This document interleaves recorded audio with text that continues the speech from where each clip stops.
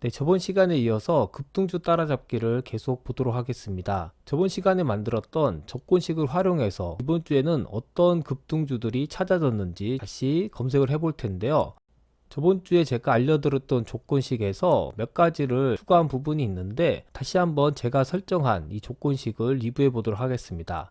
먼저 시가총액이 1,500억 이하인 종목들을 검색하도록 잡았는데 저번 시간에도 설명드렸듯이 작전을 하기 위해서는 규모가 좀 작은 회사들, 그러니까 시가총액이 좀 작은 회사들 위주로 작전을 진행하기 때문에 이렇게 설정을 했다고 보시면 되고요.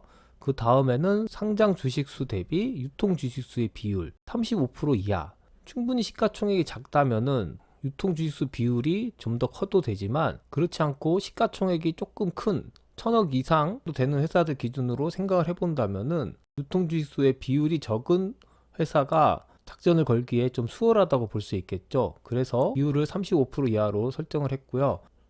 그 다음에는 부채 비율이 최소 40% 이하인지, 작전 세력들이 재무적인 부분이 좀 안정된 회사들을 선호한다고 말씀드렸습니다. 그래서 부채 비율과 순이익 부분도 이렇게 삽입을 했고요.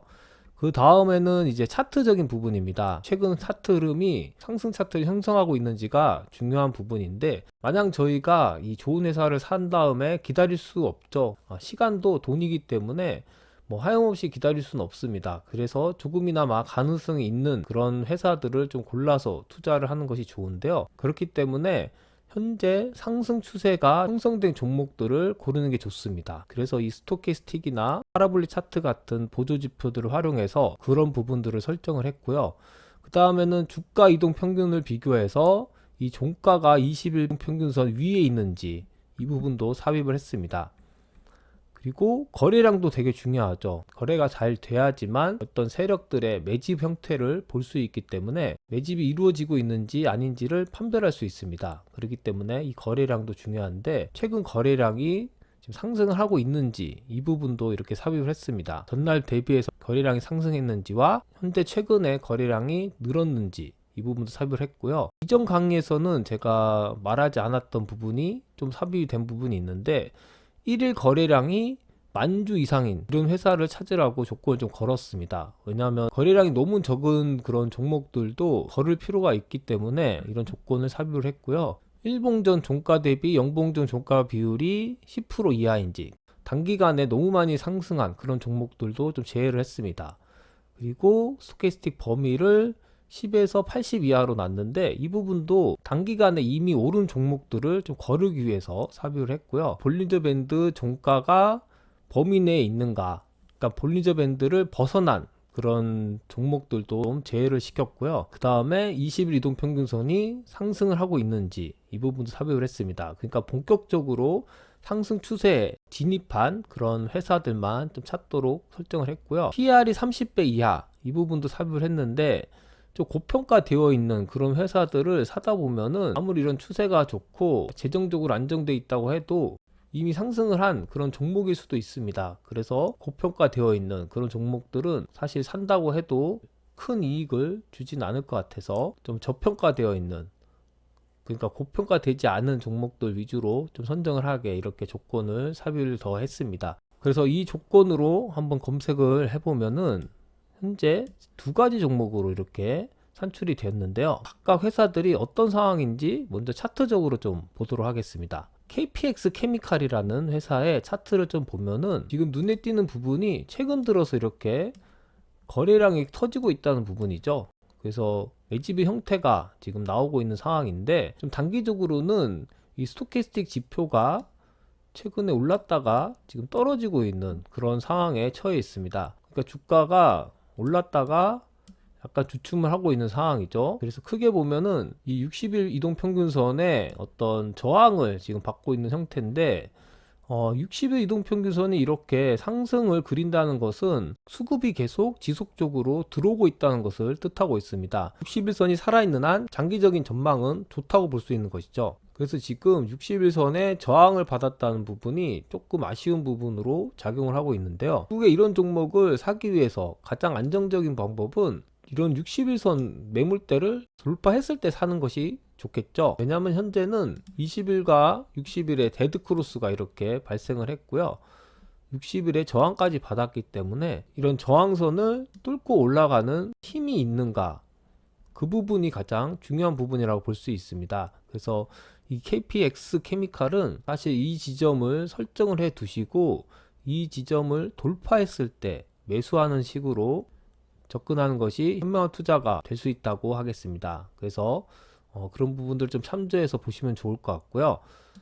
다음 종목은 한선 엔지니어링을 좀 살펴보도록 하겠습니다. 한선 엔지니어링도 최근에 거래량이 터지면서 수급이 좋아졌죠. 60일선이 지금 떨어지다가 상승으로 이렇게 바뀌고 있습니다. 하지만 단기적으로 이렇게 상승을 했다 보니까 기술적 하락이 나왔고요. 이 기술적 하락이 과연 어느 정도 하락이 올 것이냐가 이 한선 엔지니어링의 상승 추세가 이어질 것이냐 아니냐가 결정되겠죠. 그래서 제가 주로 보고 있는 지지 라인은 이 장대 양봉이 나왔던 이 몸통의 2분의 1 지점입니다. 한 7,200원 정도가 되겠는데 이 지점까지 떨어지지 않고 만약에 반등을 하게 된다, 그러면 이 N자형을 그리면서 상승이 이제 시작이 되는 시작점이라고 볼 수 있겠습니다. 그래서 다음 주에 과연 이 지지를 받는지가 중요한 포인트가 되겠는데, 자, 이런 부분들을 기억하셔서 적절히 투자 전략을 구상하시면 될 것 같고요.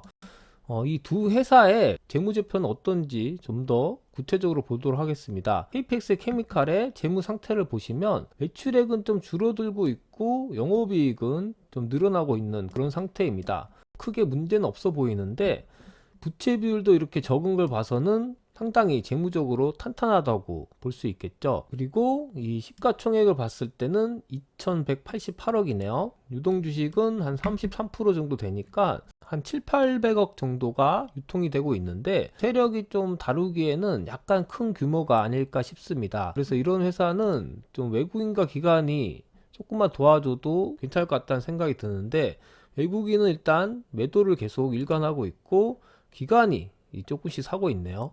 둘 중에 하나만이라도 좀 스탠스를 계속 이렇게 유지해 준다면은 앞으로 상승 가능성이 좀 있다고 그렇게 판단할 수 있습니다. KPX 케미칼의 사업 구조를 좀 보면은 유기화학 제품, 화공약품을 제조하고 판매하는 그런 회사입니다. 그래서 뭐 자동차용 시트, 가구, 가전제품용 단열재 같은 그런 화학 제품을 주로 생산하고 있는 회사인데, 이제 제품의 어떤 재료에 해당되는 그런 제품들을 판매하다 보니까 크게 매출이 흔들리거나 그런 사업이 아니라는 점이 상당히 메리트가 있습니다. 그러니까 소비자에 직접적으로 판매를 하는 그런 제품들은 소비자가 돌아서면은 그런 매출들이 떨어질 수 있겠지만, 이런 제품들은 사실 매출이 급격하게 갑자기 감소한 일은 드물죠. 그래서 뭐 소비가 정말 위축되지 않는 이상 꾸준히 매출이 발생을 하고 이익들도 계속 발생하기 때문에 그런 면에서는 좋은 회사라고 볼 수 있습니다. 그리고 배당금 기준으로도 지금 6.6%에 해당되니까 뭐 배당 투자를 한다고 해서도 상당히 메리트가 있는 회사가 되겠고요. 그래서 뭐 종합적으로 봤을 때는 PR이 지금 3이고 PBR이 0.3이니까 저평가되어 있는 회사라고 볼 수 있는데, 이런 회사를 산다면은 굳이 작전이 아니더라도 가치 투자로 접근을 해도 언젠가는 또 빛을 볼 날이 있겠죠. 그래서 전반적으로 좀 좋은 회사라고 보여지고요. 다음 회사를 좀 볼까요? 한선 엔지니어링을 보도록 하겠습니다. 한선 엔지니어링의 매출을 보니까 매출이 이렇게 꾸준히 성장을 하고 있습니다. 영업이익도 좀 늘어나고 있고요. 부채 비율이 최근에 이렇게 줄어든 모습을 보이고 있고요. 전반적으로는 안정된 회사라고 볼 수 있습니다. 기업 개요를 잠깐 살펴보면은 계측 장비용 피팅 밸브 플러밍 전문 기업이라고 이렇게 되어 있습니다. 뭐 그래서 밸브 쪽 관련된 그런 제품들을 주로 납입을 하고 있는 회사인 것 같은데, 주요 주주가 한국 선제로 되어 있네요. 한국 선제 종속회사라고 볼 수 있는 것이죠. 그래서 기업 자체는 좀 안정적인 사업을 하고 있다고 볼 수 있고요. 시가총액을 봤을 때는 1,500억, 지분이 25%, 상당히 낮은 유통 상태를 보이고 있는데, 이런 종목이 작전을 하면은 상한가로 보내기 쉬운 종목이 될 텐데, 좀 아쉬운 부분은 대표 주주가 이제 한국 선제로 되어 있다 보니까 작전 세력들이 접근하기에는 조금은 어려운 회사라고도 볼 수 있습니다. 뭐 대표하고도 얘기가 돼야 그런 것들을 추진해 볼 텐데, 그런 부분들이 작전주라고 하기에는 좀 아쉬운 부분이 있다, 이렇게까지만 말씀드리고 싶고요. 일단 주봉이나 월봉으로 봤을 때는 최근에 이렇게 상장을 한 종목인데 상장 후 많이 떨어진 그런 상태였다가 몇 주 내에 이렇게 반등한 케이스입니다. 그러니까 상장 후 최저점을 찍고 지금 반등을 한 상태인데, 아까 전에 제가 말씀드렸듯이 60일선을 지키고 다시 상승을 하느냐 아니냐가 중요한 기로에 있다고 생각되어집니다. 바로 매수하기에는 좀 부담이 되고요. 좀 더 차트의 흐름을 유심히 지켜보시면서 투자를 하는 쪽으로 생각하셨으면 좋겠습니다. 상장한 종목들이 특히나 한번 떨어지면은 2, 3년 정도 주가 회복하지 않고 흘러내리는 경향이 있습니다. 그래서 저 같은 경우에는 상장한 회사들은 제외시켜 놓는 편인데, 여러분들 어떻게 투자하실지 한번 생각해 보시고 결정하셨으면 좋겠습니다. 자, 이렇게 해서 찾아진 두 가지 회사를 좀 살펴봤는데요. 이게 찾아졌다고 바로 살 게 아니라 저같이 이 종목들을 좀 면밀히 살펴보면서 때를 기다리는 것도 현명한 투자를 할 수 있는 그런 지름길이라고 생각합니다. 그래서 그런 부분들을 잘 생각해 보셔서 앞으로 투자를 하시는데 도움이 되셨으면 좋겠습니다. 그럼 이상 방송을 마치겠습니다. 감사합니다.